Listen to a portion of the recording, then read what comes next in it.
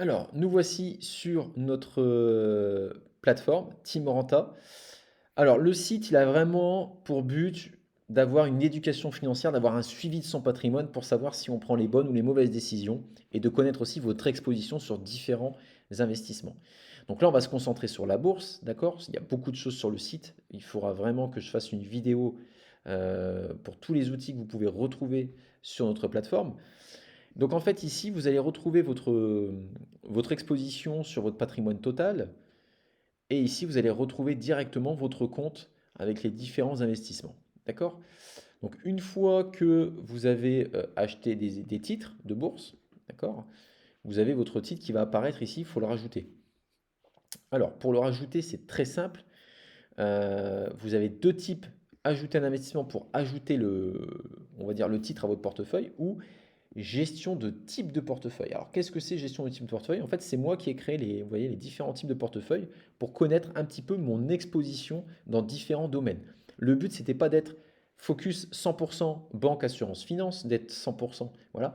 Et donc, en tenant ce petit tableau de bord, ça me permet de voir que aujourd'hui, je dois un petit peu plus chercher sur tout ce qui va être industriel, consommation, conditionnement. Donc ça regroupe beaucoup de titres.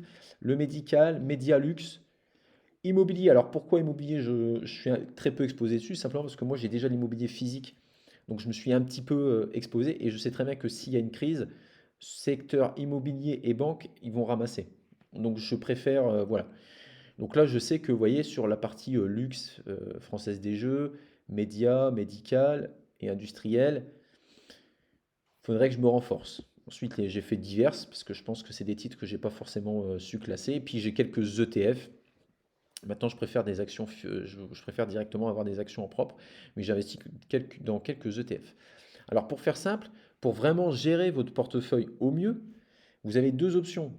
Soit vous remplissez tout, d'accord, et vous les classez pas forcément. Soit vous avez ici gestion de type de portefeuille. D'accord?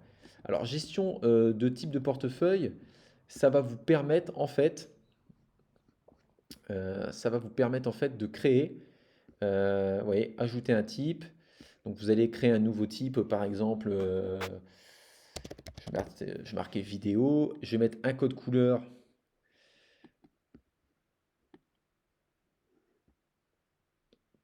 Voilà. Donc, j'enregistre. Voilà. Donc, on le retrouve ici, vidéo.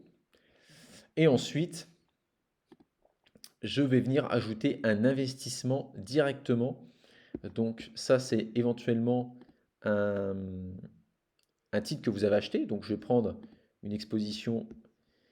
Alors pour ajouter votre titre, vous pouvez l'écrire, mais moi je vous conseille honnêtement d'utiliser le code que vous retrouvez généralement sur Boursorama. Vous tapez le nom du titre, Total Énergie, Total Boursorama. Vous prenez ici le code, ce qu'on va appeler le code ISIN, et à partir de là, vous le collez. Et là, vous êtes sûr de tomber sur le bon titre avec la bonne devise. Ensuite, on va marquer par exemple que j'ai acheté, je dis bêtise, moi, 50 actions au prix unitaire, allez, de 50. D'accord? Vous utilisez la devise.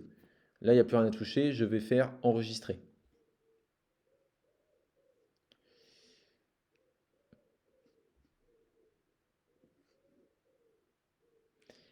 Et donc,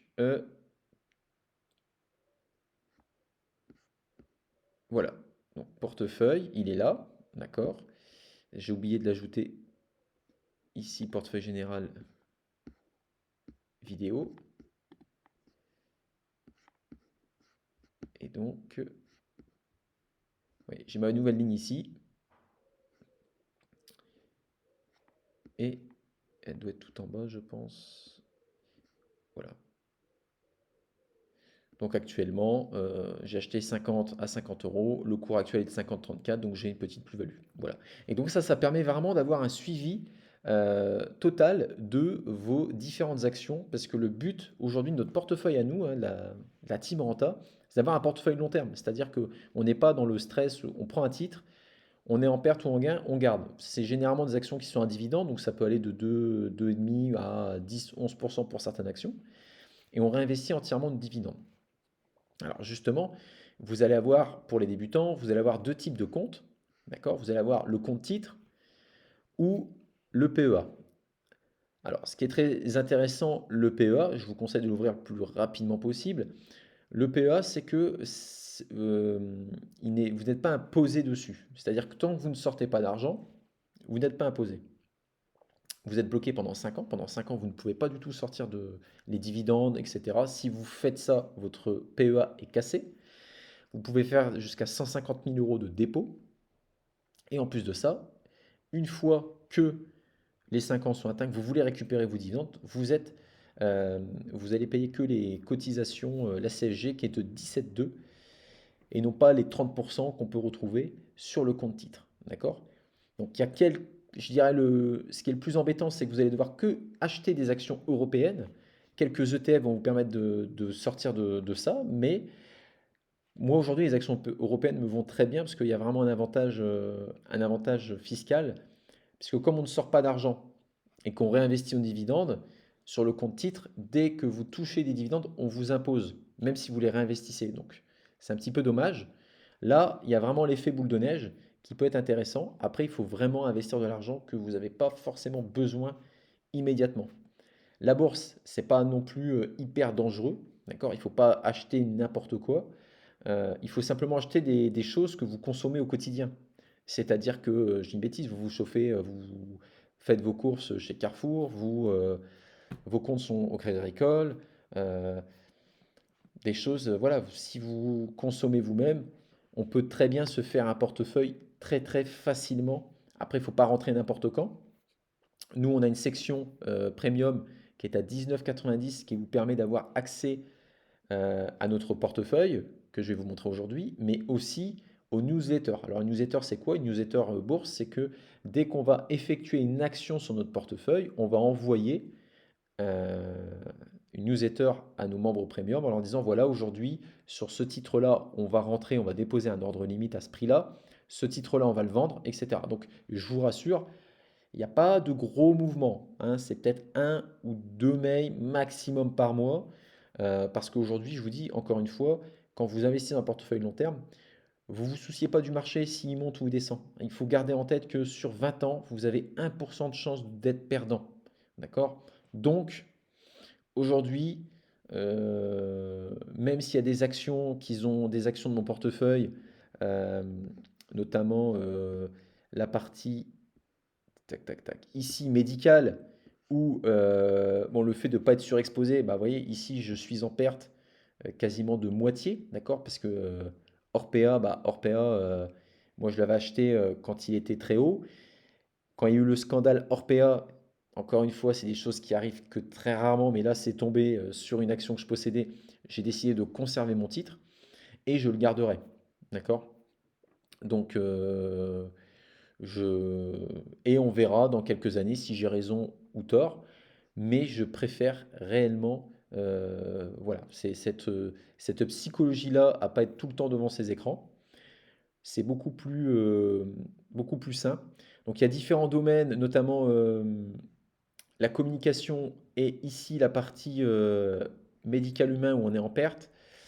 Ensuite, ici, la partie luxe et la partie Française des Jeux, bah, on est bien en gain. Française des Jeux, on avait participé à la mise, quand ils avaient lancé les actions et qu'ils avaient coté Française des Jeux, on a participé, donc ça c'est plutôt cool aussi. Ensuite, ici, sur la partie conditionnement, donc on a différents, hein, on a du Michelin, on a du Danone, on a du Elis, on a du Arkema, on a du Emrys. Tout ça, c'est des actions à dividendes. Euh, donc, si vous voulez connaître comment un petit peu le dividende moyen d'une action, généralement, moi j'ai différents. Voilà, si je veux faire un coup d'œil rapide, je vais aller sur Boursorama et ici vous allez avoir un petit peu le rendement 2021 et le rendement estimé. D'accord? Après, je vais en revenir après parce que c'est pas parce que vous avez un super rendement, ce qu'on peut appeler une garantie de dividende, ça passe aussi par la bonne santé financière de la société. D'accord? Donc moi, il y a différents sites que je vais vous présenter après que moi j'utilise quand je veux me positionner sur un titre, que je trouve que le point d'entrée est bon. Avant d'y aller, je regarde si il y a un dividende intéressant. Donc pour moi, dividende intéressant, dès lors qu'on va être à 2-3% Je trouve que c'est, voilà, c'est, pour moi, j'y vais. Et ensuite, s'il y a la sûreté de ce dividende, d'accord? S'il y a une bonne santé financière, c'est-à-dire que c'est un dividende qui est garanti, entre guillemets garanti, et que dans le temps, il peut que évoluer, d'accord? Donc je reviens sur ici notre portefeuille. Donc on peut voir sur cette partie industrielle consommation, on est légèrement en gain. Ici, c'est la partie immobilier. Donc la partie immobilier, il y a pour moi, il y a des très bons points d'entrée sur la partie Next City, Kaufman. Next City, il y a un très bon dividende. Maintenant, pour moi, on est dans une période un petit peu dans l'immobilier où faut faire attention, mais là, le point d'entrée, je trouve il est plutôt intéressant. Voilà, rentrer à 22,5 sur Next City, c'est pas déconnant. Donc, je me suis aussi positionné sur Bouygues, un petit peu touche à tout. Alors, ici, Realty Income. Alors, Realty Income, c'est une des rares actions qui est dans mon compte titre. D'accord? Moi, mon PEA est chez Boursorama et mon compte titre, c'est de Giro.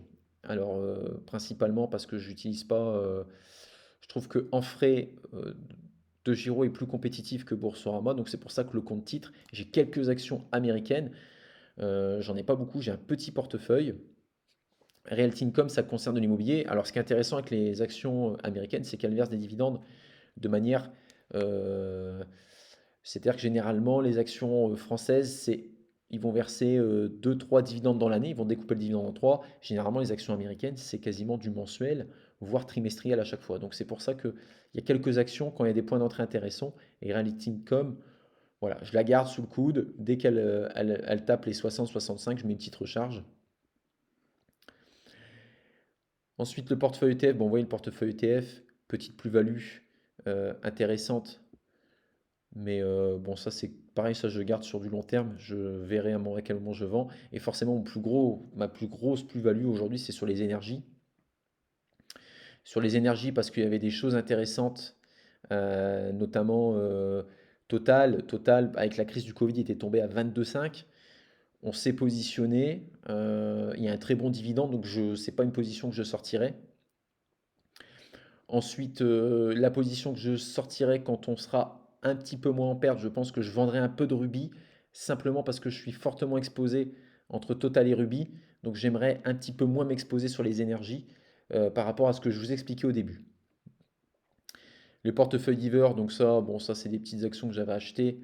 Rien de bien transcendant, je les ai mis dans divers. Et ici, on a le portefeuille banque et assurance. Donc là, même chose. Il y avait des points d'entrée intéressants il y a encore quelques semaines sur le Crédit Agricole. Donc ça, je pense que pareil, je l'avais intégré dans la newsletter. Même chose pour BNP Paribas. C'est des actions que BNP Paribas et ici Société Générale qu'on a acheté il n'y a pas si longtemps que ça. Crédit Agricole, ça fait un petit moment, mais celles-ci, on les a achetées il n'y a pas longtemps, on les avait intégrées dans le newsletter. Donc, pour l'instant, si je regarde mon portefeuille total, on a investi 83 000 et donc je suis en plus-value de 7 873. Donc le portefeuille, malgré ma grosse perte sur Orpea, ça reste intéressant. Alors, les évolutions ici, on est en train de travailler pour que justement on puisse récupérer les projections des dividendes et vous vous intégrez justement sur l'année votre projection de dividendes que vous allez toucher grâce à votre portefeuille titre. Donc on y travaille. Normalement, d'ici quelques semaines, on va commencer les tests puisque voilà, avant de lancer, on teste. Mais avant la fin de l'année, cette mise à jour, elle sera en ligne. D'accord? Alors ensuite, euh, mon analyse, comment aujourd'hui je fais pour me dire, voilà, je vais sur cette action-là. Alors en fait, moi, c'est vraiment, je m'intéresse beaucoup à tout ce qui est bourse, à tout ce qui est, on va dire, journal qui parle de bourse, etc. Et quand je sens une opportunité sur un titre, avant de lancer l'achat, il y a un site que je vous recommande, c'est simplywall.st. Euh, je vous donnerai le nom en commentaire dans la vidéo. Donc là, vous allez pouvoir taper le nom de